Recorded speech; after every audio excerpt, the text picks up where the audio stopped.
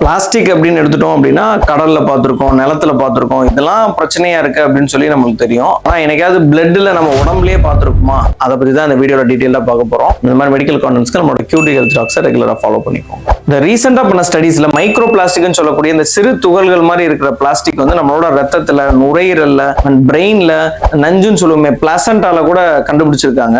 So இது வந்து ஹியூமனுக்கு ஏதாவது டிசீஸ் காஸ் பண்ணுமா அப்படின்றது வந்து இன்னுமே ஸ்டடீஸ் வந்து எலாபரேட்டடா பண்ணல.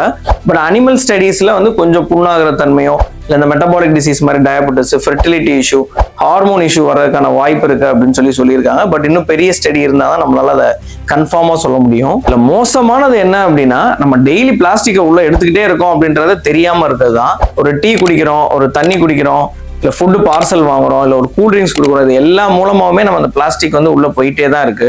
ஸோ இதை தடுக்கிறதுக்கு என்ன பண்ணலாம் அப்படின்னா, சின்ன வயசுல வந்து பார்சல்லாம் வாங்கும் போகும்போது அப்பா வாலி பாக்ஸ் எல்லாம் எடுத்துட்டு வருவாரு. ஏன்னா நாகரிகமே இல்லாம இருக்காருன்னு சொல்லி நிறைய நினைச்சிருப்போம். வெளியில சொல்ல மாட்டோம், ஏன்னா 90s கிட்ஸ்ன்றனால.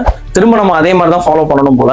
And single use plastics எல்லாம் அவாய்ட் பண்ணிட்டு நம்மளே ஒரு துணிப்பை இல்லை ஜூட் பேக் மாதிரி நம்ம கேரி பண்றது ரொம்பவே நல்லது. அண்ட் வாட்டர் பாட்டில் வந்து பிளாஸ்டிக் அவாய்ட் பண்ணிட்டு கிளாஸோ இல்லைன்னா ஒரு ஸ்டீல் பாட்டில் மாதிரி மாறுறது நல்லது. ஸோ நம்ம ஃபுல்லா இதை வந்து தடுக்க முடியாது. பட் முடிஞ்ச அளவுக்கு நம்ம பிளாஸ்டிக்கை எவ்வளவு அவாய்ட் பண்றோமோ அவ்வளோக்கு எவ்வளவு வந்து கண்டிப்பா அந்த ஃபியூச்சருக்கான டிசீஸ் எதுவுமே கம்மி பண்ணலாம்.